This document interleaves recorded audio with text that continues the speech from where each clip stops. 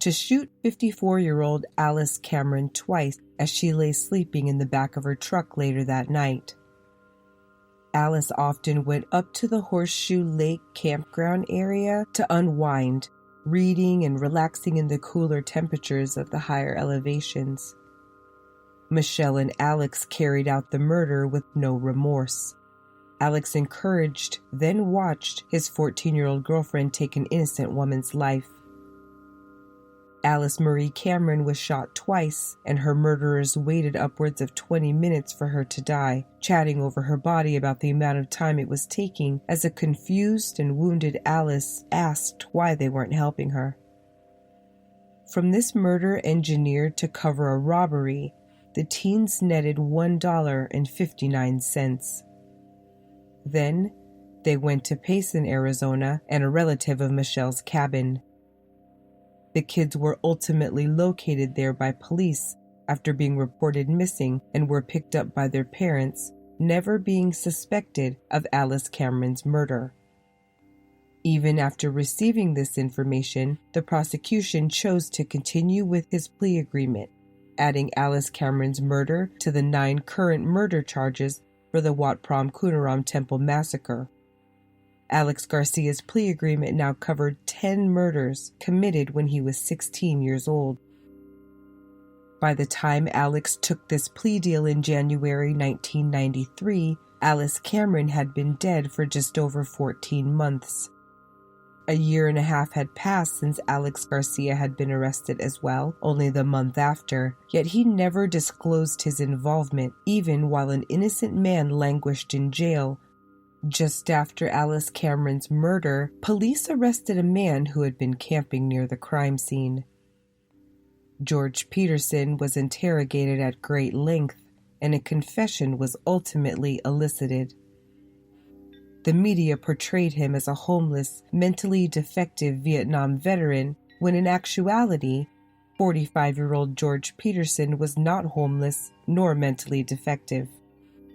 Granted, he did receive full VA benefits for a diagnosis of PTSD, but this is not how he was portrayed on the news or in print. He had served in Japan during the Vietnam War, in a non-combat role cleaning and refurbishing military vehicles which had just been used in-country and making them combat-ready once again. George Peterson owned property near Sanders, Arizona, but enjoyed camping at various sites around the state as he prepared to put a home on his land. He traveled frequently to Phoenix for appointments at the VA hospital, where he followed his doctor's instructions diligently.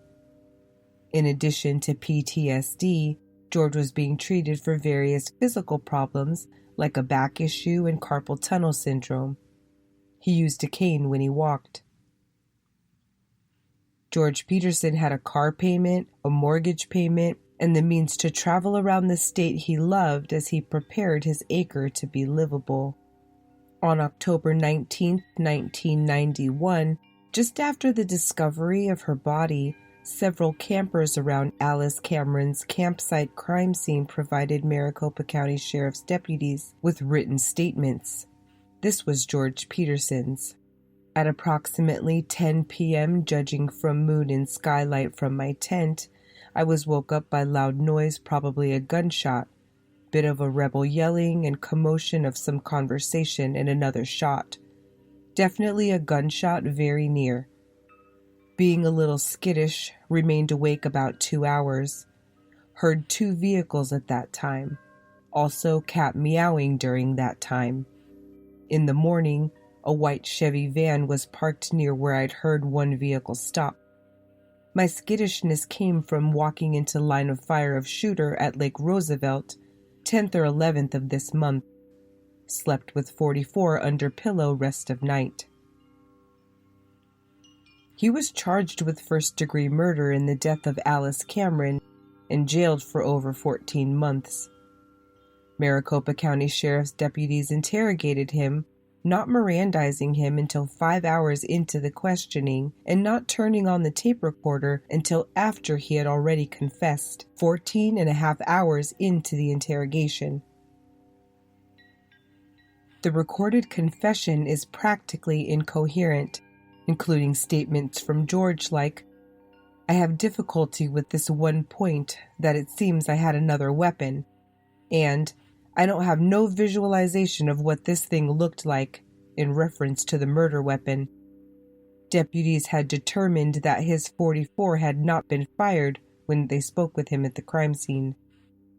Several other campers who were at the site around the time of Alice Cameron's murder mentioned seeing or interacting with the young Mexican man. A composite sketch appeared in the paper on October 24th, the same day that the ballistics on Raleigh Carridachia's Marlin rifle identified it as the murder weapon.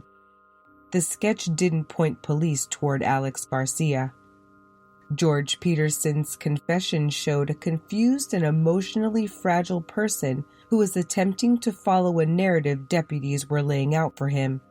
He didn't know what they wanted him to say, and ends up convinced that there is evidence proving he was the killer.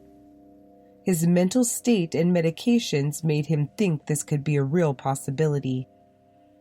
George Peterson was released only after Alex Garcia had no choice but to admit to the murder. Alex couldn't take the chance of forfeiting his plea deal and facing a retrial should Michelle Hoover ever come clean. After Alex Garcia was arrested along with Johnathan Doody, task force detectives spoke to Michelle Hoover about her boyfriend Alex.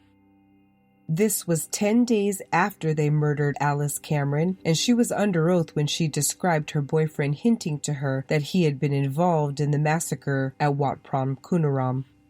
Michelle Hoover's parents said, after her arrest in 1993, that she had never told them about the murder. The runaways had been apprehended at a Hoover family member's cabin in northern Arizona, telling family that they had been there since they ran away together on October 17th. They went home on October 23rd, and on the 24th, the composite of the young Mexican man hit the newspaper, and the ballistic results matching the Marlin rifle to Raleigh, Johnathan and Alex came back from the state lab. By the time Alex was arrested 2 days later for his participation in the Temple murders, George Peterson had already confessed to and been arrested for the murder of Alice Cameron. There was honestly no reason for anyone to connect their running away with Alice's murder. There was honestly no reason for anyone to connect the two of them to the murder at all until Alex disclosed it when accepting his plea deal. Had Michelle Hoover come forth when she committed the murder as a high school freshman, she could have been sentenced within the juvenile system with release at 18, but she ended up pleading guilty to second-degree murder at 16 and receiving a 15-year adult prison sentence. She was the youngest woman sentenced to adult prison in the state of Arizona back in 1993 and was required to serve her entire 15-year sentence. She was released in 2008. Here is Alex Garcia's statement of guilt, read aloud by him to the court in January 1993 when he pleaded guilty to 10 counts of second-degree murder. Your Honor, in June of 1991, Johnathan Doody and I got together and planned to rob and burglarize the Buddhist temple. During the planning of June, July, and early August, we obtained clothing, equipment, and guns which were to be used in the robbery and burglary. Part of our plan was to leave no witnesses. On the evening of August 9, 1991, we started to put our plan in action. Johnathan and I drove to the temple. I was armed with a 20-gauge pump shotgun. Johnathan was armed with a .22 caliber semi-automatic rifle. We entered the temple without permission, armed with the rifles I just told you about. Johnathan and I entered the temple with the intent to rob, burglarize, and kill the people inside. We were inside the temple for about 2 hours. During that time, Johnathan and I took property and money from the people living at the temple. This included cameras, stereos, jewelry, money, and other property. We didn't have permission to take this property. Before leaving the temple, Johnathan told me, "No witnesses." I told him, "Robbery is one thing, but murder is another." Johnathan repeated to me that there could be no witnesses. He then stopped to my right and, while armed with the .22 caliber rifle, began shooting the 9 occupants while they were laying on the floor. I began firing my 20-gauge shotgun, but fired not to kill anyone. I fired 4 rounds from my shotgun toward the 9 people laying on the floor. We both then ran from the temple with the property and money we stole.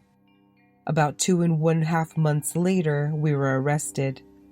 Before our arrest, the police arrested 4 men from Tucson and charged them with the murders that Johnathan and I committed at the temple.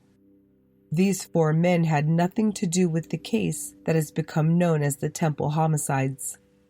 Johnathan and I committed these crimes by ourselves. For this I am deeply sorry.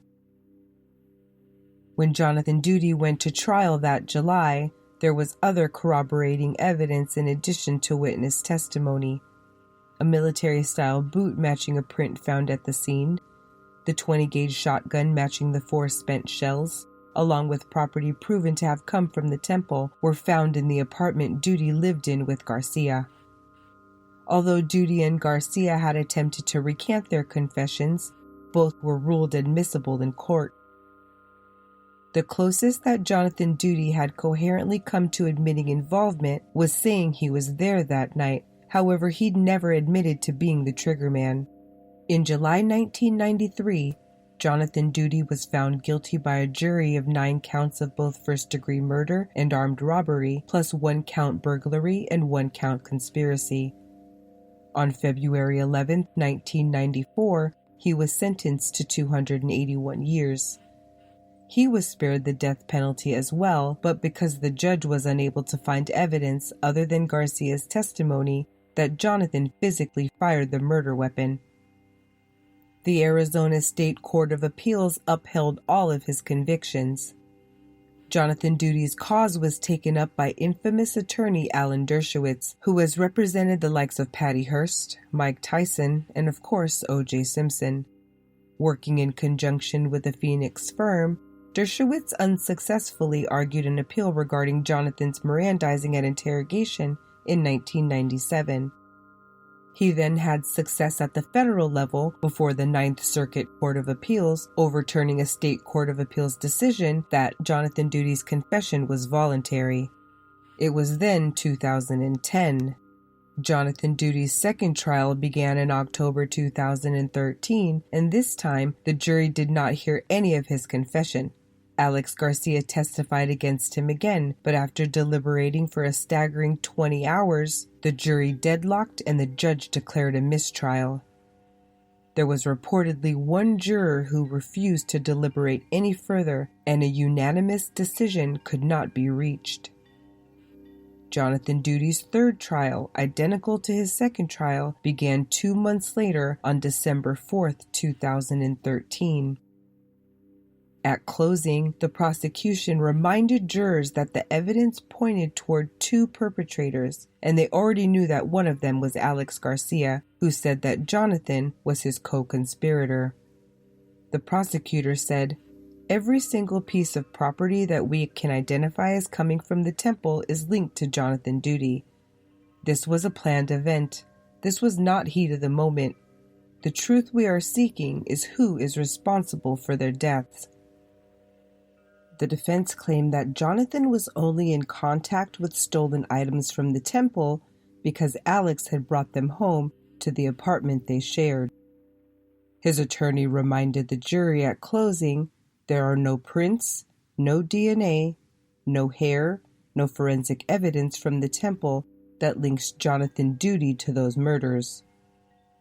After 20 days of trial and 5 days of deliberations, Johnathan Doody was found guilty of 9 counts of first-degree murder, plus robbery and conspiracy charges, and sentenced to a total of 249 years.